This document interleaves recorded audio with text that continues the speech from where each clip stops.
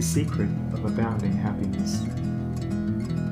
Great is the thirst for happiness, and equally great is the lack of happiness. The majority of the poor long for riches, believing that their possession would bring them supreme and lasting happiness. Many who are rich, having gratified every desire and whim, suffer from ennui and repletion, and are farther from the possession of happiness even than the very poor. If we reflect on this state of things, it will ultimately lead us to a knowledge of the all-important truth that happiness is not derived from mere outward possessions, nor misery from the lack of them. For if this was so, we should find the poor always miserable, and the rich always happy, whereas the reverse is frequently the case. Some of the most wretched people whom I have known were those who were surrounded with riches and luxury, whilst some of the brightest and happiest people I have met were possessed of only the barest necessities of life. Many men who have accumulated riches have confessed that the selfish gratification which followed the acquisition of riches has robbed life of its sweetness, and that they were never so happy as when they were poor.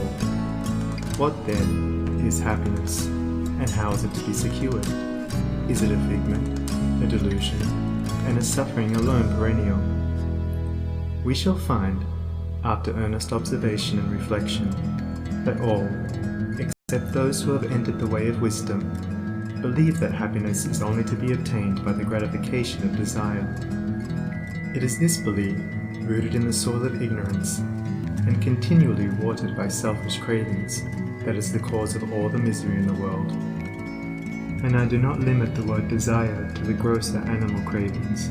It extends to the higher psychic realm, where far more powerful, subtle, and insidious cravings hold in bondage the intellectual and refined, depriving them of all that beauty, harmony, and purity of soul whose expression is happiness. Most people will admit that selfishness is the cause of all the unhappiness in the world. They fall under the soul-destroying delusion that it is somebody else's selfishness and not their own. When you are willing to admit that all your unhappiness is the result of your own selfishness, you will not be far from the gates of paradise. But so long as you are convinced that it is the selfishness of others that is robbing you of joy, so long will you remain a prisoner in your self-created purgatory. Happiness is that inward state of perfect satisfaction which is joy and peace, and from which all desire is eliminated. The satisfaction which results from gratified desire is brief and illusionary, and is always followed by an increased demand for gratification. Desire is as insatiable as the ocean, and clamours louder and louder as its demands are attended to. It claims ever-increasing service from its deluded devotees, until at last they are struck down with physical or mental anguish, and are hurled into the purifying fires of suffering. Desire is the reign of hell, and all torments are centered there. The giving up of desire is the realization of heaven, and all delights await the pilgrim there.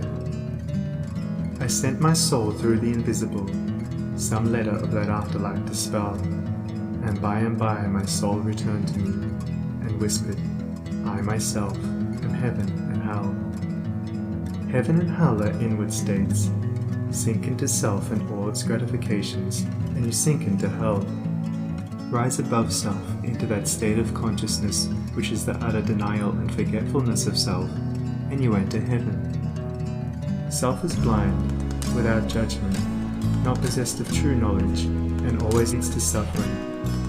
Correct perception, unbiased judgment, and true knowledge belong only to the divine state, and only insofar as you realize this divine consciousness can you know what real happiness is. So long as you persist in selfishly seeking for your own personal happiness, so long will happiness elude you, and you will be sowing the seeds of wretchedness. Insofar as you succeed in losing yourself in the service of others, in that measure will happiness come to you, and you will reap a harvest of bliss. It is in loving, not in being loved, the heart is blessed. It is in giving, not in seeking gifts, we find our quest. Whatever be thy longing or thy need, that do thou give, so shall thy soul be fed. and thou indeed shalt truly live. Cling to self and you cling to sorrow. Relinquish self and you enter into peace. To seek selfishly is not only to lose happiness, but even that which we believe to be the source of happiness. See how the glutton is continually looking about for a new delicacy wherewith to stimulate his deadened appetite, and how bloated, burdened, and diseased, scarcely any food at last is eaten with pleasure. Whereas, he who has mastered his appetite, and not only does not seek, but never thinks of gustatory pleasure, finds delight in the most frugal meal. The angel form of happiness, which men, looking through the eyes of self, imagine they see in gratified desire, when clasped, is always found to be the skeleton of misery. Truly, he that seeketh his life shall lose it, and he that loseth his life shall find it. Abiding happiness will come to you when, ceasing to selfishly cling, you are willing to give up. When you are willing to lose, unreservedly, that impermanent thing which is so dear to you, and which, whether you cling to it or not, will one day be snatched from you, then you will find that that which seemed to you like a painful loss turns out to be a supreme gain. To give up in order to gain, than this there is no greater delusion, nor no more prolific source of misery. But to be willing to yield up and to suffer loss, this is indeed the way of life. How is it possible to find real happiness by centering ourselves in those things which, by their very nature, must pass away? Abiding in real happiness can only be found by centering ourselves in that which is permanent. Rise, therefore, above the clinging to and craving for impermanent things, and you will then enter into a consciousness of the eternal.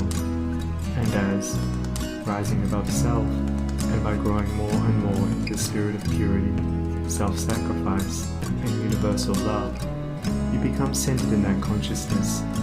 You will realize that happiness which has no reaction, and which can never be taken from you. The heart that has reached utter self-forgetfulness in its love for others has not only become possessed of the highest happiness, but has entered into immortality, for it has realized the divine. Look back upon your life, and you will find that the moments of supremest happiness were those in which you uttered some word, or performed some act, of compassion or self-denying love. Spiritually, happiness and harmony are synonymous. Harmony is one phase of the great law, whose spiritual expression is love. All selfishness is discord, and to be selfish is to be out of harmony with the divine order. As we realize that all-embracing love, which is the negation of self, we put ourselves in harmony with the divine music, the universal song, and that ineffable melody which is true happiness becomes our own. Men and women are rushing hither and thither in the blind search for happiness, and cannot find it, nor ever will until they recognize that happiness is already within them and round about them, filling the universe, and that they, in their selfish searching, are shutting themselves out from it. I followed happiness to make her mine, past towering oak and swinging ivy vine. She fled, I chased, o'er slanting hill and dale, o'er fields and meadows in the purpling vale. Pursuing rapidly o'er dashing stream, I scaled the dizzy cliffs where eagles scream. I traversed swiftly every land and end, but always happiness eluded me. Exhausted, fainting, I pursued no more, but sank to rest upon a barren shore. One came and asked for food, and one for alms. I placed the bread and gold in bony palms. One came for sympathy, and one for rest. I shared with every needy one my best. When lo, sweet happiness, with form divine, stood by me, whispering softly, I am thine. These beautiful lines of Burleigh's express the secret of all abounding happiness. Sacrifice the personal and transient, and you rise at once into the impersonal and permanent. Give up that narrow, cramped self that seeks to render all things subservient to its own petty interests, and you will enter into the company of the angels, into the very heart and essence of universal love.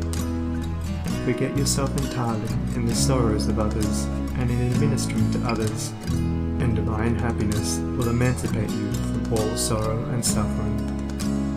Taking the first step with a good thought, the second with a good word, and the third with a good deed, I entered paradise. And you also may enter into paradise by pursuing the same course. It is not beyond, it is here. It is realized only by the unselfish.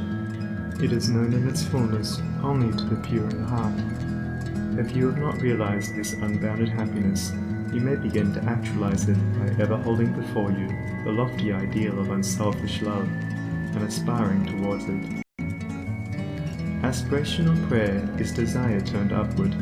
It is the soul turning toward its divine source, where alone permanent satisfaction can be found. By aspiration, the destructive forces of desire are transmuted into divine and all-preserving energy.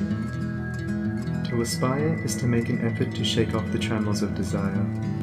It is the prodigal made wise by loneliness and suffering, returning to his father's mansion.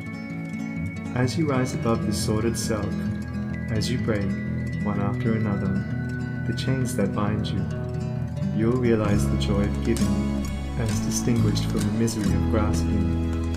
Giving of your substance, giving of your intellect, giving of the love and light that is growing within you. You will then understand that it is indeed more blessed to give than to receive, that the giving must be of the heart without any taint of self, without desire for reward. The gift of pure love is always attended with bliss. If, after you have given, you are wounded because you are not thanked or flattered, or your name put in the paper, know then that your gift was prompted by vanity and not by love, and you were merely giving in order to get, were not really giving, but grasping. Lose yourself in the welfare of others. Forget yourself in all that you do. This is the secret of abounding happiness. Ever be on the watch to guard against selfishness, and learn faithfully the divine lessons of inward sacrifice.